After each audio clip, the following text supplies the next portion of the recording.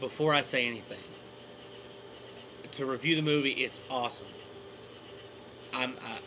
Lee, if you have not seen this movie yet, The Dark Knight, leave now. Turn this video off now, because I'm not going to review this, because there's no need to review this movie.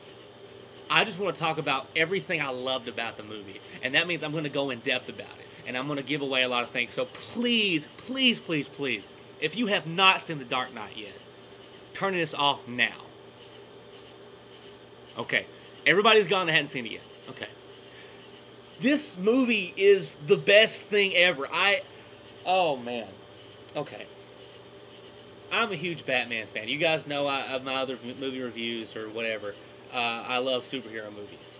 And Batman has always been one of my favorites. It's not my favorite. And this movie has had the most hype that I've ever seen before a movie. Okay?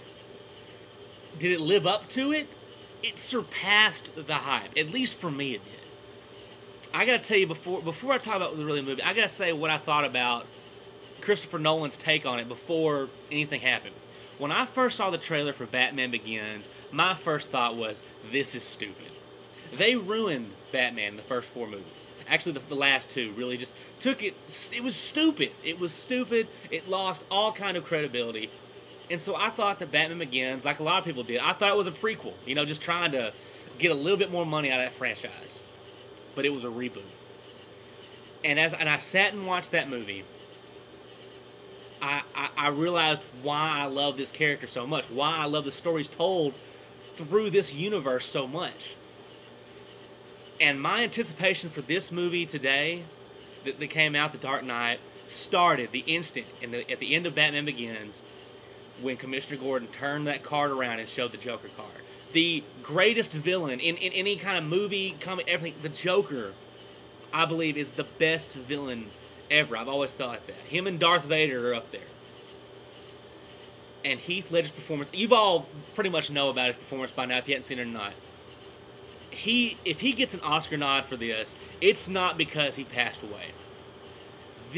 He embodies, you forget who the actor is. It's not Heath Ledger when you're watching it. You don't say, oh, that's Heath Ledger as the Joker. That is the Joker. And the way they told the story, as it took me for right, because I like to think I know a little bit about Batman. I was a fan of him as a kid and everything. And I gotta tell you, the part, and once again, spoilers, so please, if you're still watching and you hadn't seen it, please turn it off. The instance of this movie really got me into it was after the huge car chase. After whenever Harvey Dent turned himself in as the Batman, and they're going through it, and they catch the Joker at the end, and they put him in jail. The second it got me, this movie did, really got me into it, was when you found out, you don't think the Joker's caught, you know he's got something up his sleeve, but you don't realize how in control he still is of the situation. And when he sticks Rachel and Harvey Dent in separate, that's a common villain thing, you know, make the hero choose, and he always chooses to save the girl.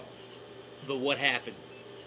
You know, I knew that Harvey Dent was going to become Two-Face. So I was thinking, okay, he's going to save Rachel, and it's going to blow up, and Harvey's going to survive, and it's going to be Two-Face. No, when Batman popped through the door for Harvey Dent's door, I was like, really? Like, that means, boom, she's dead. And this movie really, and when Commissioner Gordon got shot, I was like, really? You can't kill him? And he ended up not being dead. But this movie, it truly, you really worried about the safety of the lead characters. The Joker, this is why he was the best villain. Because you know he's capable of anything. And he doesn't just say it, he proves it. And it was awesome. Because that's how the Joker needs to be played. Not some old Cesar Romero, you know, I know those are classics, but the 1960s Batman was not Batman. That was a joke, okay? And the Joker was a joke. This one, he's evil, pure evil. And he goes into his psyche where you can tell he's not about the money. He's not about anything like that. He's about chaos. He's about testing people. This movie reminded me a lot of Saw, and I do not want to bring this down to the Saw movies. But the way the Joker reacted and the way he did things reminds you a lot of Jigsaw. putting people in a situation and watching. Not killing to get something, but killing and enjoying it and seeing how people react, testing the morality of people. And throughout the movie, he does that. And he does it to Batman, trying to force him, the only way that Batman seems to want to be able to stop him is to sink to the Joker's level. And that's what the Joker's trying to do the whole time. And the Harvey Dent character, I have to say, I forgot the guy, his name, who played Harvey Dent / Two-Face. I knew going, as I said, I knew that was Two-Face. And really, what I thought my thoughts were going to be, I thought that I was going to be like, okay, come on, turn into Two-Face so it can be cool now.